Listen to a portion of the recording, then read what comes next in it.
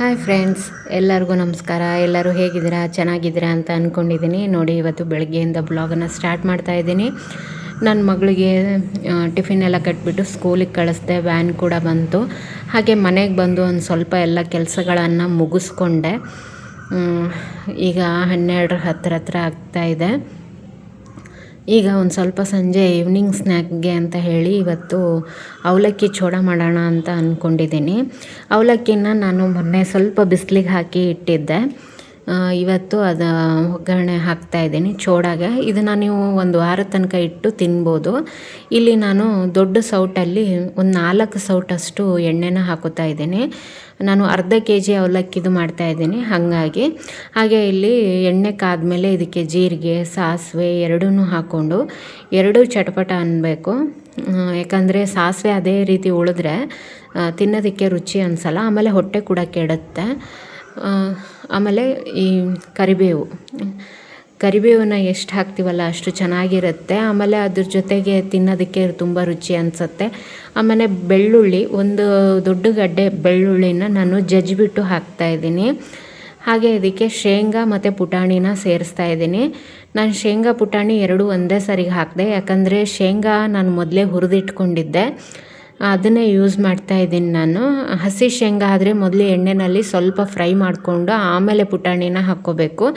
ಈಗ ಎಲ್ಲ ಹುರಿದಾದ್ಮೇಲೆ ಈಗ ಇದಕ್ಕೆ ಅರಿಶಿನ ಸ್ವಲ್ಪ, ಹಾಗೆ ನಿಮಗೆ ಖಾರಕ್ಕೆ ತಕ್ಕಂಗೆ ನೀವು ಖಾರ ಪುಡಿನ ಹಾಕ್ಕೋಬೋದು.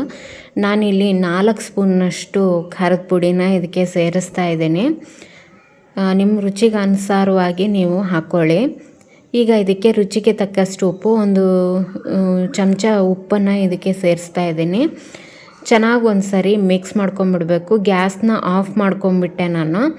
ಯಾಕಂದರೆ ಕೆಲವೊಂದು ಸರಿ ಏನಾಗ್ಬಿಡುತ್ತೆ, ಖಾರದ ಪುಡಿ ಎಲ್ಲ ಒಂಥರ ಸುಟ್ಟಂಗಾಗುತ್ತೆ. ಅದಕ್ಕೋಸ್ಕರ ಇದಕ್ಕೆ ನಾನೀಗ ಅವಲಕ್ಕಿನ ಸೇರಿಸ್ಕೊತಾ ಇದ್ದೀನಿ. ಅರ್ಧ kg ಅವಲಕ್ಕಿನ ನೀವು ಸಾಣಿಗೆ ಹಿಡಿದ್ಬಿಟ್ಟು ಸೋಸ್ಕೋಬೇಕು. ಯಾಕಂದರೆ ಇದರಲ್ಲಿ ಪುಡಿ ಆಗಿರುವಂಥ ಅವಲಕ್ಕಿ ಇರುತ್ತೆ. ಅದೆಲ್ಲ ಹಾಕಿದ್ರೆ ಚೂಡ ಅಷ್ಟು ಚೆನ್ನಾಗಿ ಆಗಲ್ಲ. ಆಮೇಲೆ ಸ್ವಲ್ಪ ಎಲ್ಲ ಕ್ಲೀನ್ ಮಾಡಿಕೊಂಡು ಹಾಕಬೇಕಲ್ಲ, ನಾನೆಲ್ಲ ಕ್ಲೀನ್ ಮಾಡಿಕೊಂಡು ಹಾಕ್ತಾಯಿದ್ದೀನಿ.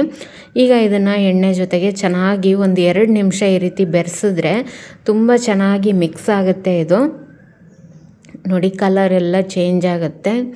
ಇದನ್ನು ಈವ್ನಿಂಗ್ ಸ್ನ್ಯಾಕ್ಸಿಗೂ ತುಂಬಾ ಒಳ್ಳೆಯದು, ಅಥವಾ ಬೆಳಗ್ಗೆ ಟಿಫಿನ್ಗೂ ಕೂಡ ತುಂಬ ಒಳ್ಳೆಯದು. ಇದಕ್ಕೆ ಮೊಸರು ಮತ್ತು ಸಕ್ಕರೆ ಒಳ್ಳೆ ಕಾಂಬಿನೇಷನ್ ಅಂತಲೇ ಹೇಳ್ಬೋದು. ಇಲ್ಲಾಂದರೆ ನೀವು ಹಾಗೆ ಕೂಡ ಇದನ್ನು ತಿನ್ಬೋದು.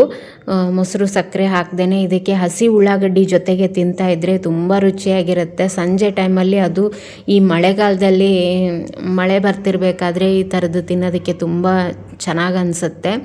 ಈಗ ಇದಿಷ್ಟು ಕಲಸಿ ಆದಮೇಲೆ ನಾನು ಇದಕ್ಕೆ ಒಂದು ಅರ್ಧ ಸ್ಪೂನ್ನಷ್ಟು ಸಕ್ಕರೆನ ಹಾಕ್ತಾಯಿದ್ದೀನಿ. ನಾನು ಇಲ್ಲಿ ನಿಮಗೆ ರುಚಿಗೆ ಎಷ್ಟು ಬೇಕಲ್ಲ ಅಷ್ಟು ಹಾಕ್ಕೊಳ್ಳಿ. ಹಾಕದೇ ಇದ್ದರೂ ತೊಂದರೆ ಇಲ್ಲ, ಚೆನ್ನಾಗಾಗತ್ತೆ. ಕೆಲವೊಬ್ಬರಿಗೆ ಸಕ್ಕರೆ ಇಷ್ಟ ಆಗಲ್ಲಲ್ಲ, ಅಂಥವ್ರು ಸ್ಕಿಪ್ ಮಾಡ್ಕೋಬೋದು. ನೋಡಿ, ಚೆನ್ನಾಗಿ ಒಂದು ಸರಿ ಮಿಕ್ಸ್ ಮಾಡ್ಕೊಂಬಿಡಿ. ಇನ್ನೊಂದು ಸ್ವಲ್ಪ ಬಿಸಿ ಮಾಡ್ಕೊಳ್ಳಿ.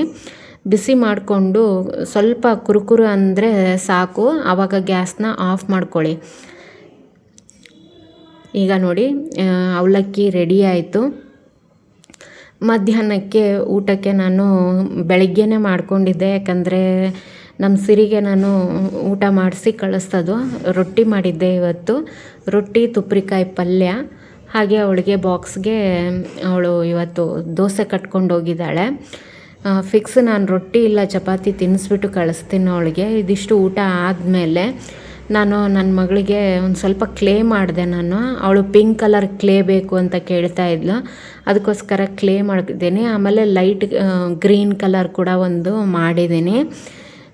ಹಿಟ್ಟು ಸ್ವಲ್ಪ ಹಾಳಾದಂಗಾಗಿತ್ತು, ಜಿಗಿರಲಿಲ್ಲ, ಹಾಗಾಗಿ ಪೂರ್ತಿಯಾಗಿ ಮಾಡಿದೆ ನಾನು. ಆಮೇಲೆ ಇದೊಂದು ಗಿಡ ನಾನು ತುಂಬ ದಿನದಿಂದ ಕ್ಲೀನಾಗಿ ಮಾಡಿರಲಿಲ್ಲ. ವಾರಕ್ಕೊಂದು ಸರಿ ಕ್ಲೀನ್ ಮಾಡ್ಕೊತೀನಿ, ಇಲ್ಲಾಂದರೆ ಇದರಲ್ಲಿ ಗಲೀಜಿತ್ತಲ್ಲ ಆ ರೀತಿ ಆಗಿಬಿಡುತ್ತೆ.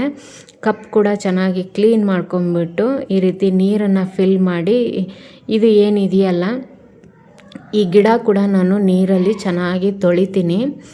ನಂದು ಒಂದು ಕೈಯಲ್ಲಿ ಮೊಬೈಲ್ ಇದೆ, ಒಂದು ಕೈಯಿಂದ ಮಾಡ್ತಾಯಿದ್ದೀನಿ. ಆದರೆ ನೋಡಿ, ಇಲ್ಲಿ ಒಂದು ಸ್ವಲ್ಪ ಕೊಳ್ತಂಗಾಗಿದೆ, ಅದನ್ನು ತೆಗಿಬೇಕು. ಆ್ಯಕ್ಚುಲಿ ನಿಮಗೆ ಅದನ್ನ ತೆಗೆದುಬಿಟ್ಟು ತೋರಿಸ್ತೀನಿ ನಾನು, ಯಾಕಂದರೆ ಒಂದು ಕೈಯಿಂದ ಆಗೋದಿಲ್ಲ ಅದು. ನೋಡಿ ಈ ರೀತಿ ಕಟ್ ಮಾಡಿಬಿಡ್ಬೇಕು. ಏನಾದ್ರು ಈ ರೀತಿ ಕ್ಲೀನ್ ಮಾಡಬೇಕಾದ್ರೆ ಕೊಳ್ತಿದೆ ಅಂತ ಅನಿಸಿದ್ರೆ ಅದನ್ನು ಆವಾಗಲೇ ಕ್ಲೀನ್ ಮಾಡಿಕೊಂಡು ಕಟ್ ಮಾಡಿಬಿಟ್ಟು ತೆಗಿಬೇಕು. ಕೆಲವೊಂದು ಸಾರಿ ಕೊಳ್ತಿರೋದು ಹಾಗೆ ಬಿದ್ದಿರುತ್ತೆ, ಅದನ್ನೂ ಕೂಡ ಹಾಗೆ ಮಾಡಬೇಕು. ನೋಡಿ ನಾನು ಒಂದೊಂದು ಕಡ್ಡಿನ ಈ ರೀತಿ ಹಾಕಿದ್ದೀನಿ. ನೋಡೋದಕ್ಕೆ ತುಂಬ ಚೆನ್ನಾಗಿ ಅನಿಸುತ್ತೆ. ಈ ರೀತಿ ಇಟ್ಟರೆ ಕಿಟಕಿನಲ್ಲಿ ಇಟ್ಟಿದ್ದೀನಿ ನಾನು ಅಡುಗೆ ಮನೆಯಲ್ಲಿ.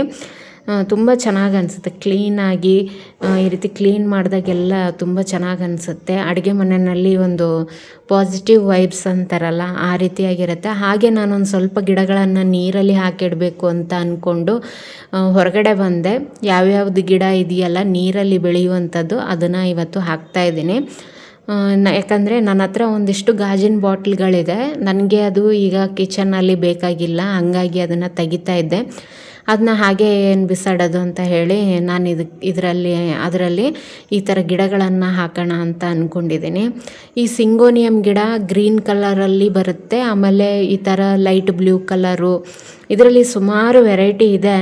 ನನ್ನ ಹತ್ರ ಸದ್ಯಕ್ಕೆ ಇರೋದು ಎರಡು ಕಲರು. ನೀರಲ್ಲಿ ತುಂಬ ಚೆನ್ನಾಗಿ ಗ್ರೋ ಆಗುತ್ತೆ ಇದು.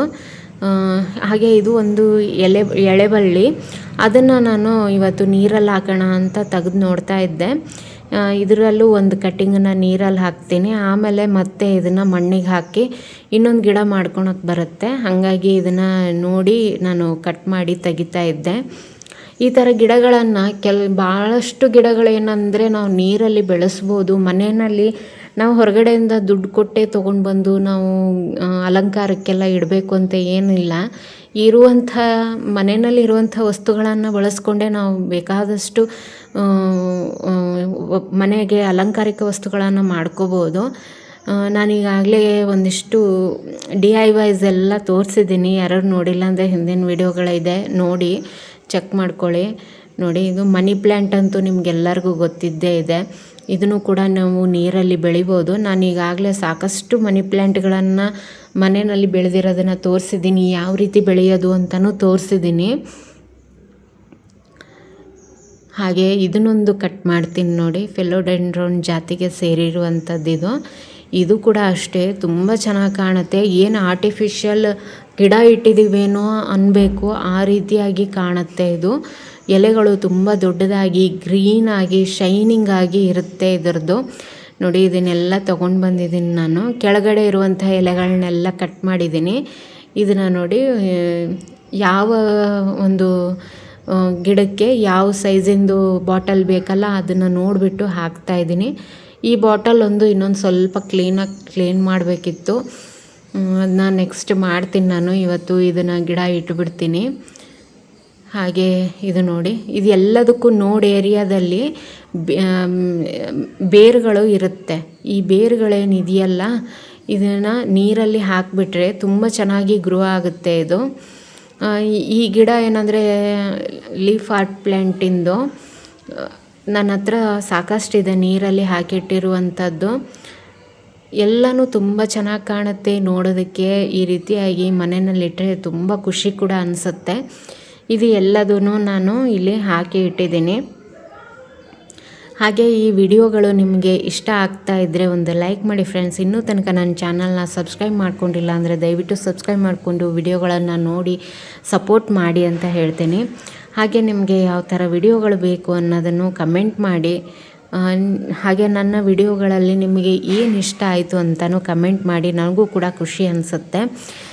ನೋಡಿ ಇದು ಎಲೆಬಳ್ಳಿ ಕೂಡ ನಾನು ಹಾಕ್ತಾಯಿದ್ದೀನಿ.